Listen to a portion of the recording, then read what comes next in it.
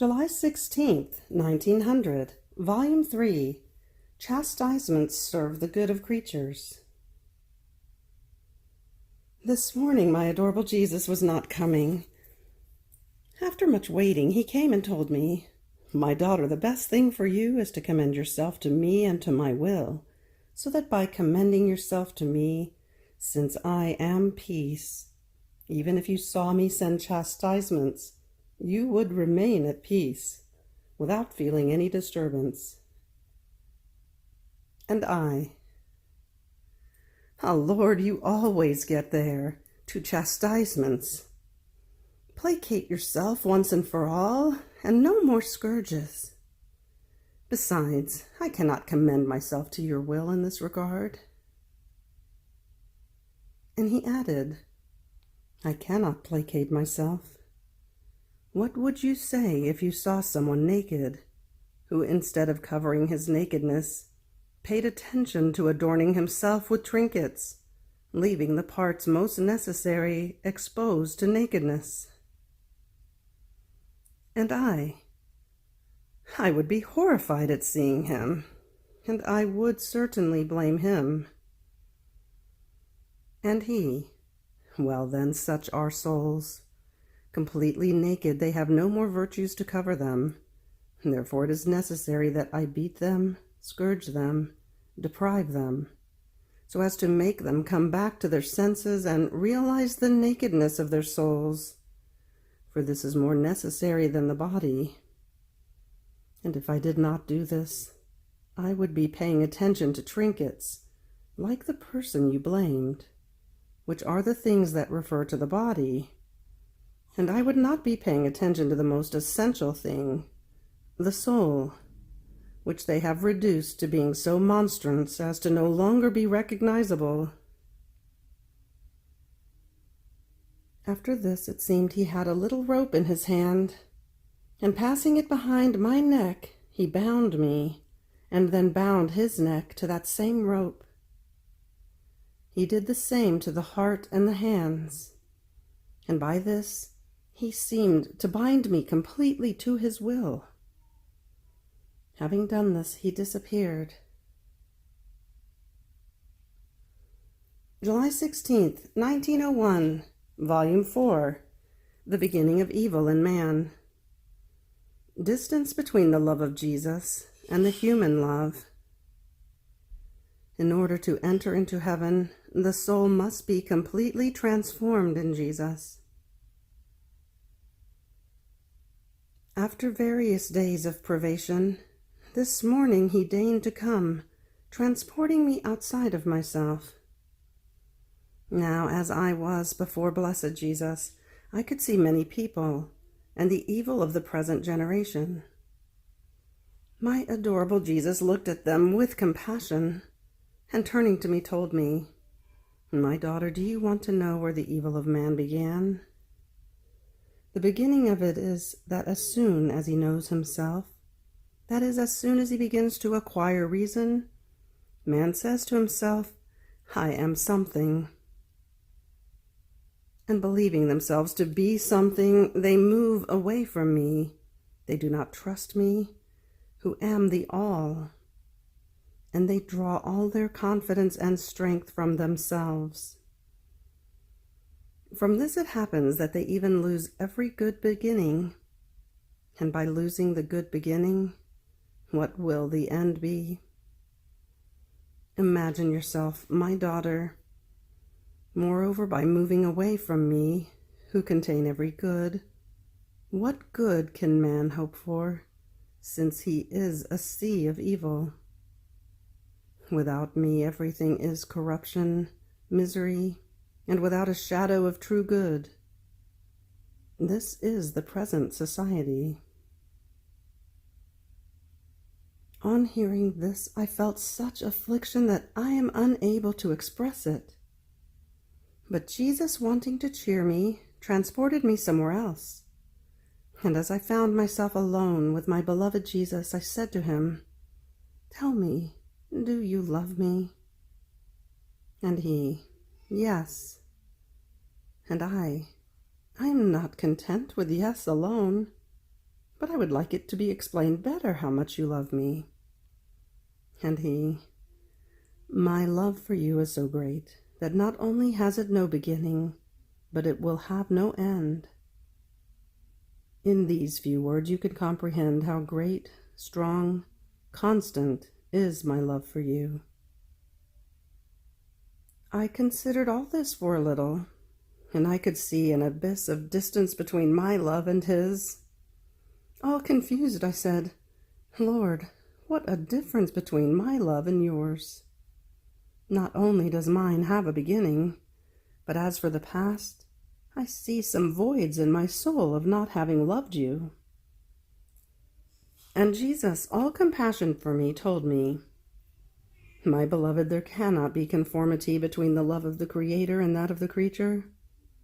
However, today I want to tell you something which will be of great consolation for you, and which you have never understood. Know that each soul, during the whole course of her life, is obliged to love me constantly, with no interval. And if she does not love me always, she leaves as many voids in her soul for as many days, hours, or minutes in which she has neglected to love me. But no one will be able to enter heaven if he has not filled these voids, and one will be only able to fill them by loving me twice as much for the rest of his life. And if he does not arrive at doing this, he will fill them by dint of fire in purgatory. Now, when you are deprived of me, the privation of the beloved makes love double, and by this you come to fill the voids that there are present in your soul."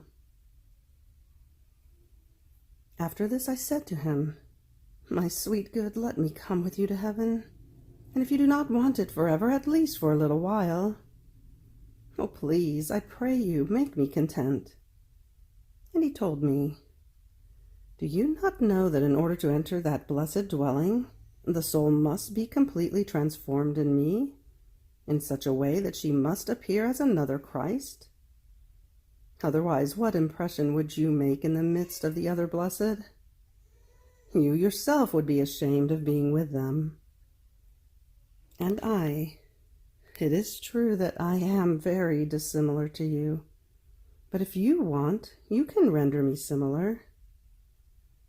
So to content me, he enclosed me completely within himself, in such a way that I could no longer see myself, but Jesus Christ. And in this way we rose toward heaven. As we reached a certain point, we found ourselves before an indescribable light. Before that light, one experienced new life, unusual joy, never before felt. How happy I felt! Even more, it seemed to me that I was in the fullness of all happinesses. Now, as we advanced before that light, I felt such concern. I would have liked to praise him, to thank him, but not knowing what to say, I recited 3 glory bees, and Jesus responded along. But as soon as I finished, like a flash, I found myself in the miserable prison of my body. Oh, Lord, how come so little has my happiness lasted? It seems that the clay of this body of mine is too hard, as it takes so much to be shattered, and it prevents my soul from moving out of this miserable earth. But I hope that some vehement blow may cause it to be not only shattered, but pulverized. Then, since I would no longer have a home to be able to stay here, you will have compassion for me and will receive me forever in the celestial dwelling." June 16th, 1918, Volume 12. One who wants to do good to all must live in the will of God. This morning my sweet Jesus came and told me, "My daughter, do not remain in yourself, in your will, but enter into me and into my will. I am immense, and only one who is immense can multiply acts as many times as he wants. One who is up high can give light to the bottom. Don't you see the sun? Because it is up there, it is light for every eye. Even more, each man can have the sun at his disposal, as if it were fully his own. On the other hand, the plants, the trees, the rivers, the seas, which are down below, are not at everyone's disposal.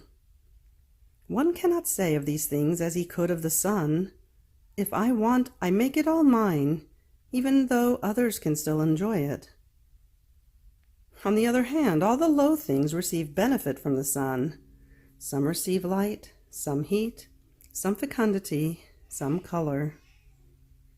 Now I am the eternal light.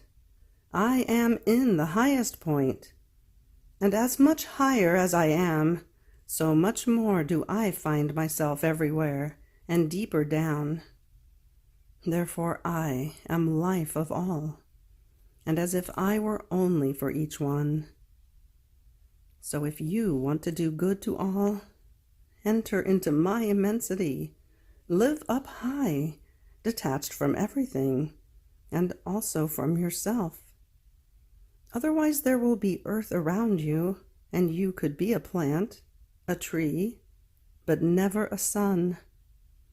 Instead of giving, you will have to receive, and the good you will do will be so limited as to be innumerable.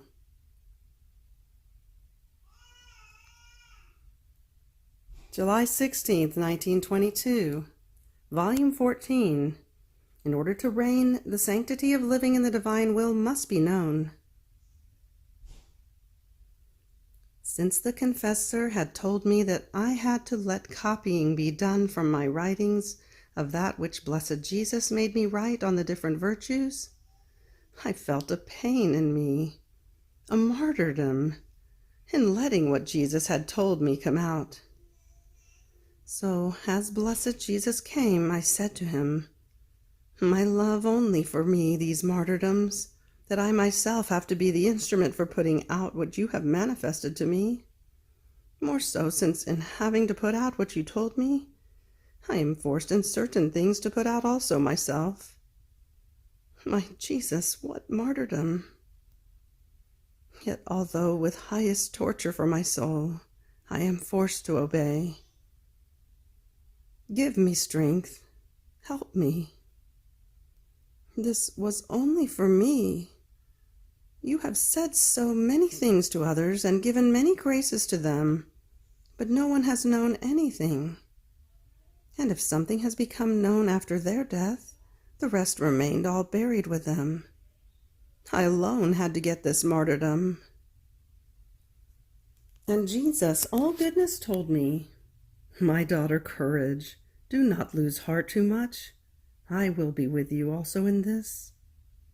Before my will, yours must disappear, and then it is the sanctity of my will that wants to be known. Here is the reason. The sanctity of living in my will has no path, nor doors, nor keys, nor rooms. It invades everything. It is like the air that one breathes. Everyone must and can breathe it. By just wanting it and putting the human will aside, the divine volition will let itself be breathed by the soul and will give her the life, the effects, the value of the life of my volition. But if it is not known, how can they love and want a living so holy and the greatest glory that the creature can give me? The sanctity of other virtues is enough known in the whole church, and whoever wants it can copy it. This is why I was not concerned with multiplying that same knowledge. But the sanctity of living in my will, the effects and the value it contains, the finishing touch which my creative hand will give to the creature in order to make her similar to me, is not yet known. This is the reason for all my haste, so that what I told you be manifested. And if you did not do so, you would constrain my will, imprison within me the flames which devour me, and make me delay the complete glory that creation owes me. However, I want things to come out orderly, because one missing word, one broken nexus, connection, or sentence, instead of shedding light, would cast darkness about me, and instead of making creatures give me glory and love, would make them remain indifferent. Therefore be attentive. I want what I have said to come out whole. But in order to put your part entirely, I am forced to put part of mine. And Jesus, and what do you mean by this? If we have made the way together, do you want me to come out into the field alone? And then whom should I point out and place as example to be imitated, if the one whom I instructed, and who has the practice of the way to live in my will, does not want to be known? My daughter, this is absurd. Ah, Jesus, in what a maze you throw me! I feel I am dying. I hope that your fiat will give me the strength. Therefore remove your will, and my fiat will do everything. July 16th, 1924, Volume 17. How the Creator Goes in Search of the Creature in order to place His goods in her. Continuing in my usual state, my adorable Jesus transported me outside of myself and told me, "My daughter, the Creator goes in search of the creature in order to place on her lap the goods which He delivered in creation. And therefore in all centuries He always disposes that there be souls who go in search of Him alone, so that He may place His goods in those who search for Him and want to receive His gifts. So the Creator moves from heaven, and the creature moves from earth, in order to meet each other, one to give, the other to receive. I feel all the necessity to give, to prepare goods in order to give them, and to have no one to whom to give them, keeping them inactive because of lack of correspondence on the part of those who do not care about receiving them, is always a great pain. But do you know where I can place the goods which came from me in creation? In one who makes my will her own, because it alone gives the capacity, the appreciation, and the true dispositions in order to receive the goods of her Creator, and administers to her the return, the gratitude, the thanksgiving, and the love which the soul is obliged to give for the gifts which with so much goodness she has received. Therefore come with me, and let us go around together throughout the earth and the heavens, that I may place in you the love which I delivered from me for love of the creatures in all created things, and so that you may give me the return, and together with me love every one with my love, and we will give love to all. We will be two in loving every one. I will no longer be alone." So we wandered everywhere, and Jesus placed in me His love, which the created things contained. And echoing His love, I repeated with Him the "I love you" on the part of all creatures.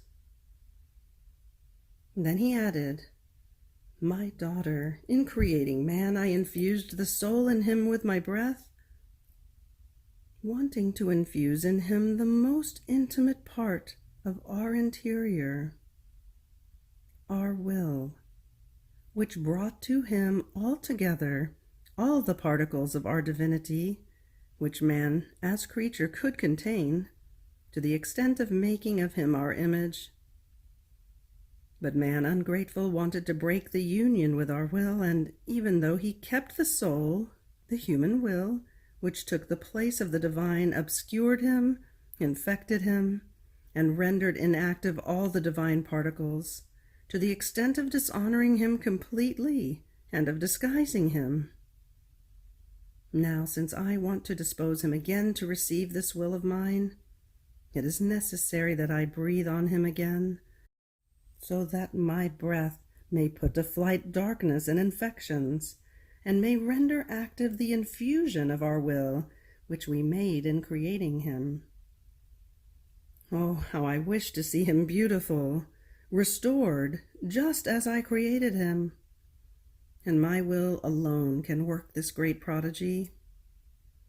This is why I wanted to breathe on you, so that you may receive this great good, that my will reign in you and give you back all the goods and the rights which it gave man in his creation. And as he was saying this, coming near me, he breathed on me. He looked at me, he squeezed me to himself, and then he disappeared. July 16th, 1927, Volume 22. How one who lives in the divine will possesses perfect balance. How the prayer done in it possesses divine power and universal strength. I continue to live all abandoned in the divine fiat, following its innumerable acts, and my sweet Jesus, moving in my interior, told me, "My daughter, one who lives in my will has the wideness, the capacity, to be able to enclose all the acts of God within herself, therefore becoming the depository of the divine will. And because of this, God finds in that soul the whole of himself with all of his acts. Therefore everything is sacred in her. Everything is holy. Everything is light and beauty. She possesses perfect balance, divine order, and I find in her the glory of my sanctity, of my light, of my rare beauty. I look at her and I find my reflections, my dearest image created by me, as wanted by me. And in the excess of my love I keep repeating, how beautiful you are. My will has enclosed everything in you. The creation is a pale image of you. You are more refulgent than the sun.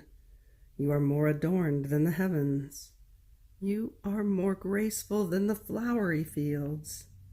You are all beautiful because the power of my divine volition invests you, nourishes you, is your life." Then pausing, he added, "My daughter, when the soul prays in my will, all things and all created beings stand at attention, suspend all things, make everything silent, and while they are all intent on admiring the act done in the divine will, all together they follow the prayer. The power of it calls and imposes itself on everything in such a way that all do the same thing. If all other prayers were united together in order to compare them with a simple prayer done in my divine will, this one surpasses them all, because it possesses a divine will, an immense power, an incalculable value. I myself feel invested by such a prayer, and as I see that it is my will that prays, I feel its power that identifies me with that very prayer. So if graces are not obtained by means of the prayer done in my will, which is universal and divine prayer, if divine justice is not placated and scourges continue to pour upon the earth, it means that this is the will of God, and that instead of making those graces descend, it makes the effects of it descend into souls. And if one does not obtain much with it, much less will be obtained with other prayers not done in my will, that contain neither divine power nor universal strength. Then after this my lovable Jesus came out of my interior, and investing the whole of me, he filled me all with himself, in such a way that I felt I was all surrounded by Jesus and inside of him. Then in withdrawing, he threw himself into my arms, leaning his head upon my breast to take rest, and as he was doing this, all created things, the sun, the heavens, the stars, the wind, the sea, the earth, in sum, everything lined up around Jesus, and laying themselves like a bed under the members of Jesus, they all offered themselves to give him rest. And my sweet Jesus told me, "My daughter, if you knew all my crafting that I am doing in the interior of your soul, how I watch over each heartbeat of yours, all your affections, your words, your thoughts, in sum, everything, so as to let my divine will flow within the whole of you, that it may dominate and form its kingdom. So much so that after the work I do, very often I take rest, in order to enjoy in you the fruit of the rest that only my will can give me. How beautiful is the rest it gives me! All our works, the things created by us, compete among themselves to give me rest. And I feel in you the happiness of my eternal rest, and the joy and happiness of our works. So my work in the kingdom of my will is safe. My rest is not disturbed by the noises of the human will. Behold, then, the living in my will is the true transmission of the divine life to the creature." July 16th, 1930, Volume 28, The Divine Will, Life, Love, Nourishment. How one act alone does not form life, nor complete act. Necessity of the repetition of the acts in order to form the life of the divine will. My abandonment in the divine fiat continues. Oh yes, I feel it, like air, letting itself be breathed by my poor soul. I feel its most pure light that keeps repressed the darkness of the night of my human will, such that as it is about to rise to put itself in the field of action, the light of the divine will, sweetly ruling over mine, not only represses the darkness so as not to give it life, but powerfully calls me and draws me to follow its acts. So while following its divine acts, I could touch with my own hand how much it loves us, because in each of its acts, seas of love came out for the creatures.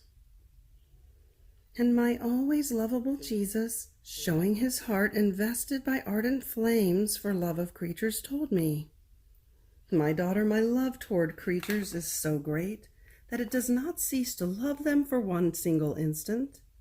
If I ceased to love them for one instant alone, the whole machine of the universe and all creatures would resolve into nothing, because the existence of all things had the first act of life from my love, full, whole, complete, interminable, and incessant.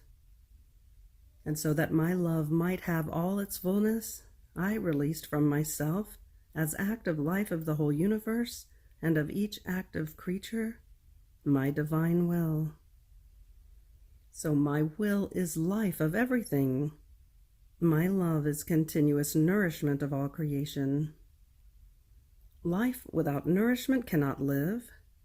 Nourishment, if it does not find the life, has no one to whom to give itself, nor anyone to nourish. So the whole substance of all creation is my will as life, and my love as nourishment. All other things are superficial and as ornament. Therefore heaven and earth are full of my love and of my will. There is not one point in which, like mighty wind, they do not pour themselves toward the creatures, and this always, always, without ever ceasing.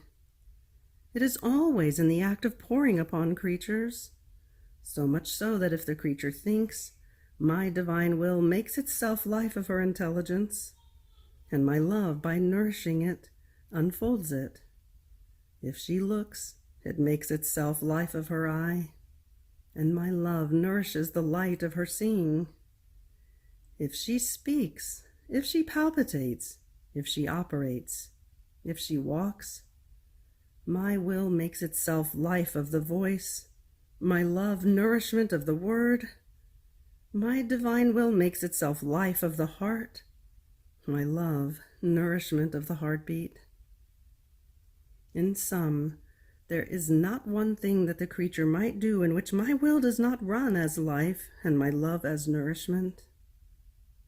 But what is not our sorrow in seeing that the creature does not recognize who it is that forms her life and who nourishes all her acts?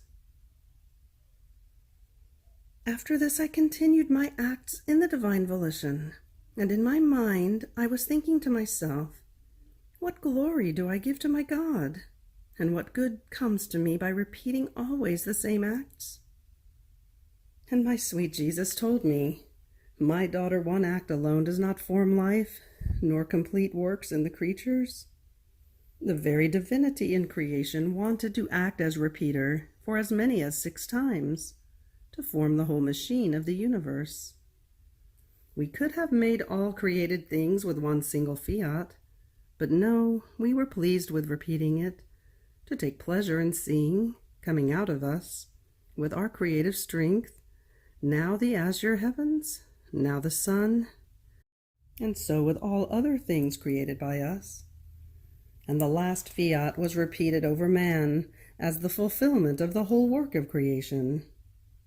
And even though our fiat added no other fiat to create other things, yet it always acts as repeater in order to maintain and preserve, as though in its breath of the fiat, all things in act, as if there and then it had created them. And oh, how necessary is repetition!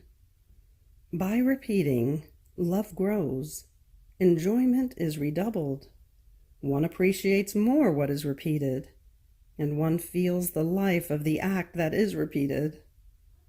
Now, by continuing your acts in my divine will, you come to form the life of my divine will in you. By repeating them, you raise it and nourish it.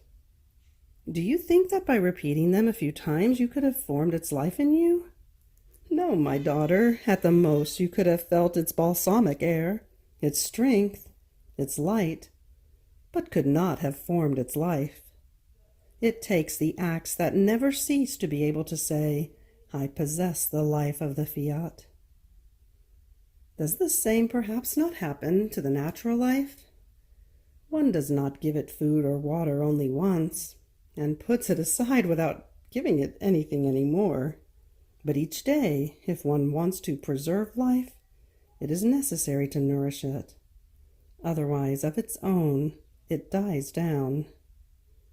Therefore, continue your acts in my fiat, if you do not want its life to die down and not have its fulfillment in you. End of July 16th. Fiat.